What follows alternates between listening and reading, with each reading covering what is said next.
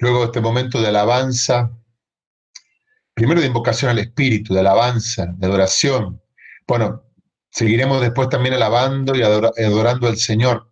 Ahora les quiero presentar a un hermano, a un amigo, que nos va a partir el pan de la palabra en esta noche, que también va a ser a través de la palabra presente al resucitado en esta noche. Les quiero presentar, bueno, al pastor Ernesto Lerch. Me dijo, presentame como Ernesto, me dijo, porque así es Ernesto de humilde, de simple, eh, pero me parece que merece que diga lo que vos sos, Ernesto, lo que haces también. Bueno, Ernesto es un pastor evangélico de la Iglesia Evangélica de los Hermanos Libres. ¿eh? Ernesto tiene un rol muy importante a nivel nacional, es coordinador de proyectos de traducción de la Biblia de Sociedad Bíblica Argentina. ¿eh? Eh, Además, es el referente de Córdoba de Sociedad Bíblica. Allá por la calle Obispo Salguero, si alguna vez quieren pasar, va a estar Ernesto recibiéndolos muy gentilmente. Eh, Ernesto ha sido pastor por 20 años en la Iglesia de los Hermanos Libres en Villa Centenario. Ahora se dedica, pienso que su misión es más dedicarse a Sociedad Bíblica, que lo hace muy bien, que lo hace con pasión, y él ejerce su ministerio en Sociedad Bíblica Argentina. Ernesto, bueno, te damos la bienvenida, sos un hermano, un amigo, creo que no es la primera vez que visitas la comunidad de Jesús, alguna vez lo hiciste presencialmente, y hoy nos toca recibirte en esta forma virtual, pero tan real también como la otra. Bienvenido, hermano, y esperamos la palabra que el Señor ha puesto en tu corazón. Bueno, hola a todos. Gracias, amigo Federico, por esta presentación. Pero me pueden decir Ernesto nomás, o incluso algunos amigos me dicen gringo. También pueden decirme gringo. Lo que uno ha hecho o lo que puede hacer es gracias a la bondad de Dios. Tiene que ver con lo que Dios nos ha dado, todo lo que tenemos y todo lo que somos. Es porque Dios ha hecho un regalo hacia nosotros. Así que las presentaciones, no me llevo tan bien con esas tantas presentaciones, pero gracias. Y un privilegio para mí, la verdad, que estar acá con ustedes en la comunidad de Jesús. Es verdad, he estado en varios encuentros de la comunidad y también es lindo y genera esta percepción de hermandad, poder adorar e invocar al Espíritu Santo juntos. Y he disfrutado este tiempo. Así que gracias nuevamente y gracias también por esta escucha de cada uno, que yo me gustaría invitarlos a ir al Evangelio de San Lucas, a una lectura de un hecho que ocurrió allí y que lo relata ahí en el capítulo 5, en donde Jesús hace un milagro. Y he elegido esa palabra, milagro, como palabra clave para la reflexión de esta tarde-noche. La palabra milagro, nosotros estamos acostumbrados a escuchar la palabra milagro porque al leer los evangelios hemos visto y leído muchos. Hemos visto milagros en el cristianismo y hemos visto milagros en nuestras propias vidas. Así que no es una palabra ajena a nuestro vocabulario cotidiano, milagro.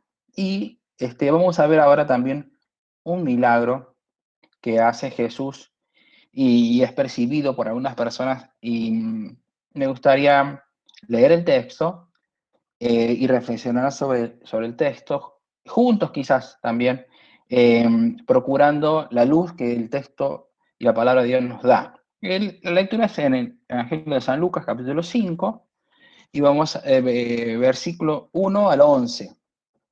Evangelio de San Lucas.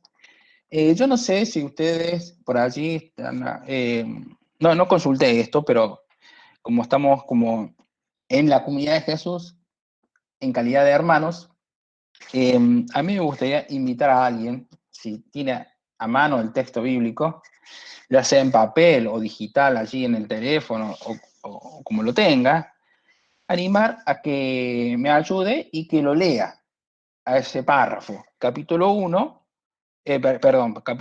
San Lucas, capítulo 5, versículo 1, hasta el 11. El título de este párrafo en mi Biblia, acá lo titula Una pesca milagrosa. Pues, según el texto que tengamos, puede titular el párrafo de diferentes maneras. Pero no sé si han encontrado el texto y si alguien, algún voluntario, me ayuda y lo lee, porque debo confesar que no soy buen lector y siempre trato de buscar a alguien que lea mejor que yo para que yo pueda también entender mejor el texto bíblico. No sé, dejo abierto allí. Yo voy a cerrar mi micrófono un minuto para escuchar.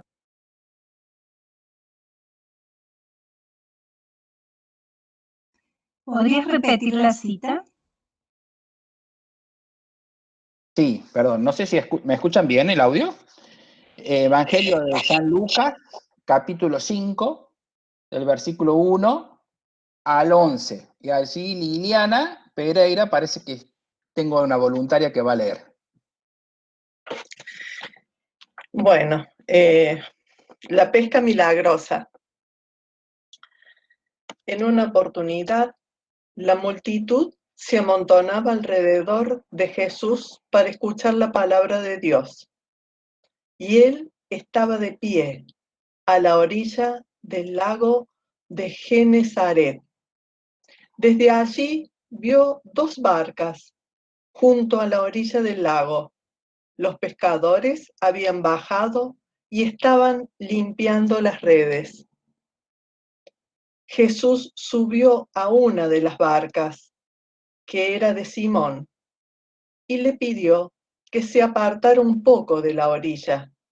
Después se sentó y enseñaba a la multitud desde la barca.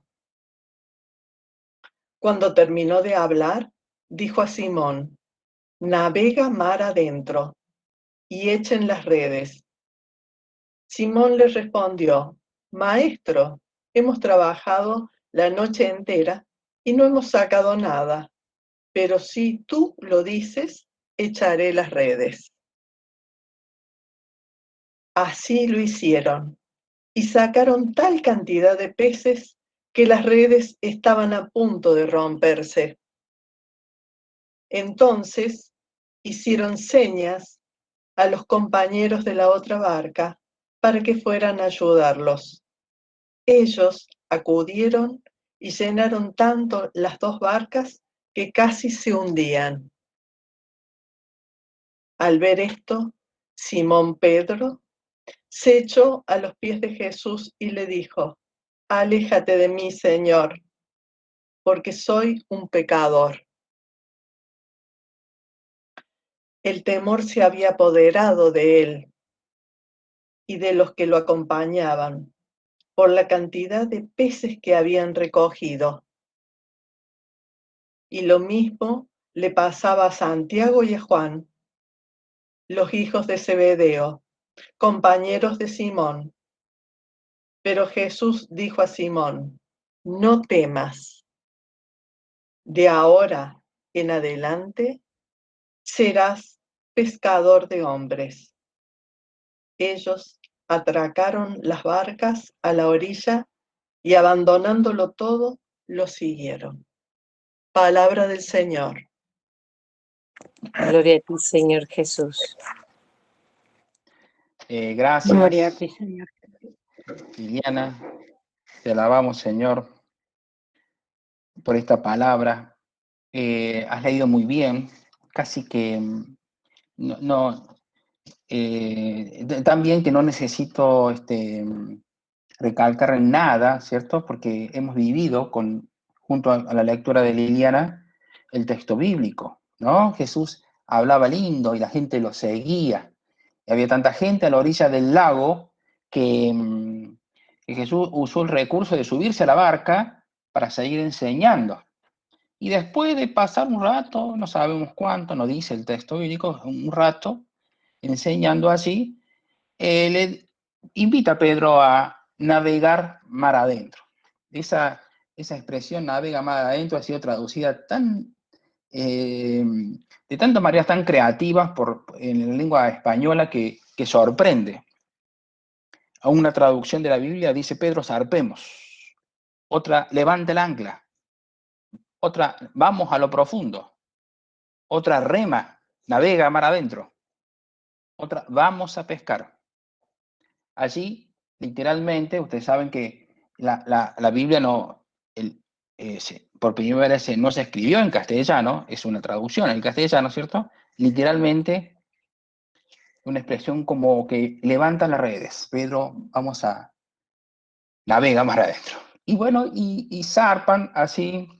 Y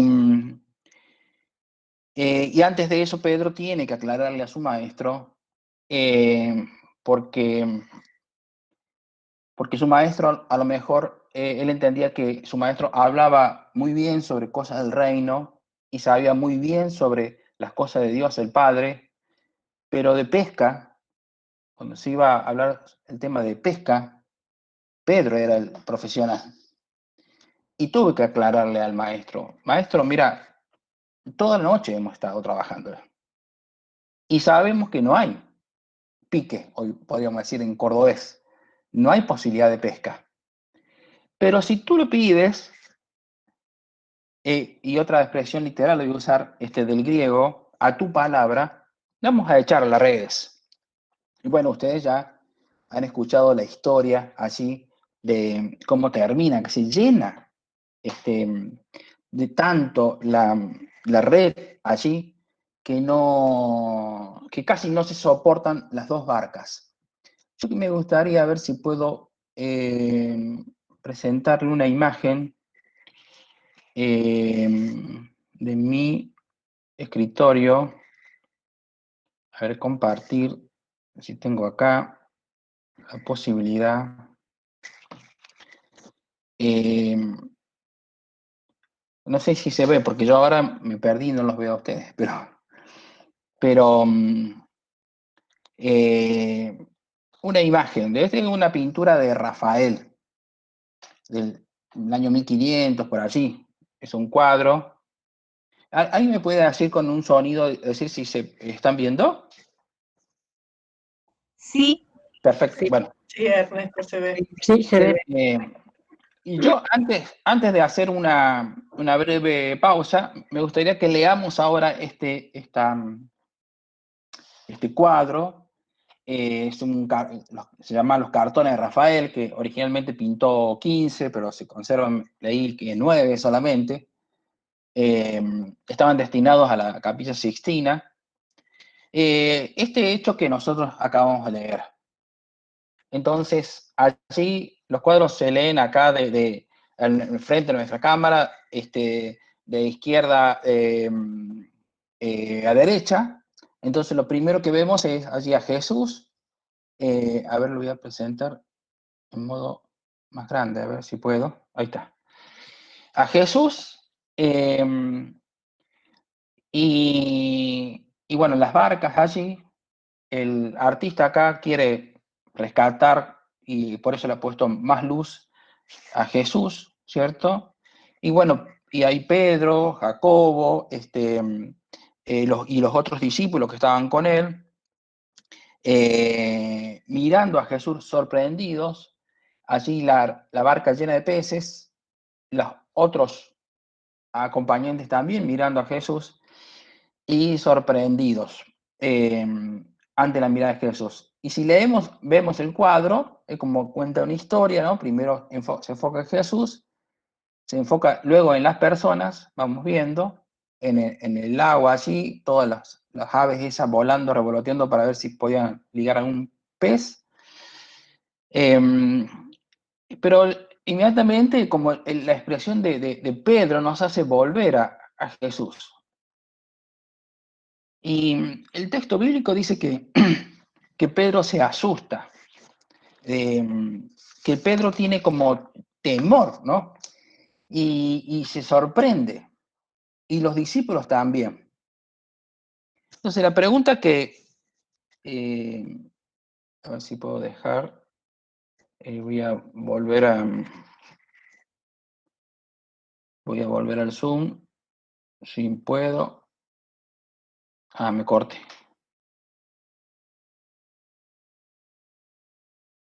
¿Hola? Se cortó, no sé si me están escuchando. No, sí estamos escuchando bien. Bien, perfecto. Bueno, gracias. Esto de no verlos también me genera cierta impaciencia a mí. Pero la pregunta que yo me hacía es, ¿qué habrán pensado Pedro y los discípulos frente a este milagro que estaban viendo, ¿no? Viendo, o sea, algo que los sorprende. Y pareciera que Pedro adquiere verdadera dimensión de lo que sucede cuando el milagro ocurre en su mundo, en su territorio, en las cosas que él domina. ¿No había llamado la atención de Pedro quizás una sanación antes relatada por el Evangelio de Lucas, o una liberación de una persona? Lo que llama la atención de Pedro es que la red estaba llena de peces. Eso lo quiebra a Pedro. Pero lo quiebra no porque haya pensado en la ganancia que podría obtener de la venta de los peces. Lo quiebra porque el terreno donde ocurre el milagro es el terreno donde él domina y donde él conoce todas las cosas. Y allí donde él tiene dominio de las cosas y en su propio mundo, ahí es que interviene Jesús. Y yo creo que es como la manera de intervenir de Jesús y del Espíritu Santo. Jesús, leemos en los evangelios, que interviene en el mundo de las personas. Por eso no habla a todos de una misma manera. Con el famoso, la historia del joven rico, con él habla de una manera. Con la mujer de Samaria usa otro diálogo. Con sus amigos María, Marta y Lázaro usa otra forma para hablarse y comunicarse. Con los fariseos y los maestros de la época usa otros recursos para el diálogo. Jesús va al mundo de las personas y dialoga en su mundo, en su territorio, incluso en su lengua. Porque Jesús allí, bueno, todos los estudiosos nos aclaran que Jesús hablaba en arameo, abandonando la lengua oficial religiosa que era en aquel momento el hebreo, justamente para que la gente pueda entender el mensaje del Padre, el mensaje del reino de Dios que se acercaba. Y Lucas, que era aparentemente de origen griego y médico de profesión, amigo del apóstol Pablo, el autor de este evangelio, este hombre escribe en griego. Y sorprende eso ya, porque como Jesús hablaba en arameo y Lucas va a escribir en griego, y porque Jesús está pensando en las personas con quien habla. Y Lucas está pensando con las personas a quienes va a escribir. Es decir, los evangelios van a replicar el gesto de Jesús y también se van a comunicar con las personas en su propio idioma y en el propio mundo en donde cada uno vivía. Y lo milagroso es que así ocurre con nosotros, en nuestra historia. Nosotros descubrimos a Jesús cuando intervino en nuestra historia, no cuando interviene en la historia de otros, porque la historia de otros es un relato en nuestra propia historia. Y descubrimos la presencia del Espíritu Santo cuando el Espíritu Santo inunda nuestra vida, cuando transforma nuestro ser íntimo, cuando interviene, cuando nos corrige, cuando nos consuela, cuando nos alienta. Y podemos decir y hablar con el Espíritu Santo como si fuera una persona cercana, aunque es Dios, pero tan cercana como un amigo. ¿Por qué? Y porque percibimos que nos conoce y nos conoce profundamente. Este milagro que Jesús hace en esta ocasión allí en Genezaret con Pedro se replica en los evangelios de maneras diferentes con otras personas. Se replica en la historia de la iglesia con otras personas y se replica también en nuestra propia historia con otras personas porque Jesús viene a nuestro mundo. Aunque estemos en pandemia, sí, viene a nuestro mundo. Aunque estemos viviendo crisis, sí, Jesús viene a nuestro mundo. Aunque estemos disfrutando de la vida por unas cosas lindas que nos pasaron o que vivimos, Jesús viene a nuestro mundo. Dios es un Dios cotidiano para el cristiano, porque la presencia de su Espíritu está de manera permanente, no se aleja nunca. Es una compañía eterna que nos da garantías garantías de confianza. Yo recuerdo, una vez estaba pasando una crisis difícil y no tenía con quién compartir mi dolor o mi crisis. La verdad que no tenía, porque a veces en ese momento estaba liderando la iglesia allí como pastor y estaba bastante solo. Entonces, me crucé con un amigo que era un cura, falleció ella, el padre Donato, y me invitó a su casa, porque yo le conté que estaba mal. Y él me dijo algo el cual tomé nota y lo registré. Me dijo algo así como, Dios ya lo sabe, Dios está al tanto de lo que estás viviendo. Dios ya sabe. Entonces, cuando me quedó tan grabado eso que lo subrayé para mi vida, entonces, y de allí, ante cada circunstancia, me lo digo a mí mismo y lo comparto con otros. Esto que estamos viviendo, Dios ya lo sabe. Y se preocupa por mí, y se preocupa por vos, y me ama, y nos ama. Y puede intervenir y hacer un milagro, sí, puede hacerlo. Y puede que el milagro no sea como nosotros queremos, y también. Porque no todo ocurre como nosotros diseñamos. Volviendo al texto y para cerrar la reflexión, este espíritu que nos guía, que nos acompaña, este modelo de Jesús que vino y se acercó, por eso se encarnó, es un modelo a seguir. De alguna manera, todas las comunidades de Jesús, ustedes se han atribuido un nombre muy significativo y hasta genera cierta envidia, pero todas las comunidades de Jesús, estamos llamados a imitar al Maestro y a ir a aquel lugar en donde está la gente y a hablar en el lenguaje que hablan las personas y ser empáticos con el dolor, con la alegría, en un mundo a lo mejor que podría ser desconocido para nosotros, pero ese es el camino. Jesús dijo, no te pido que lo quites del mundo. Estos son mis amigos, no les oculto nada, porque un amigo no se guarda secreto, ¿no? Estos son mis amigos. No te pido que lo quites del mundo. Las comunidades de Jesús están llamadas a vivir en el mundo, a disfrutar de esa vida del mundo y a hacer luz en este mundo donde estamos.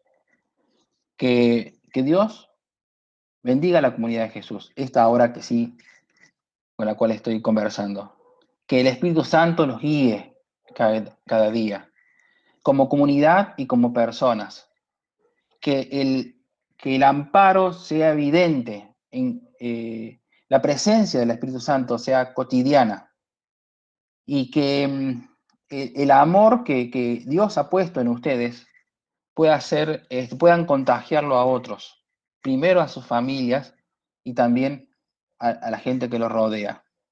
Porque creo que es la única forma de que Dios se hace presente en este mundo tan violento y solitario en el cual vivimos. Dios los bendiga, hermanos.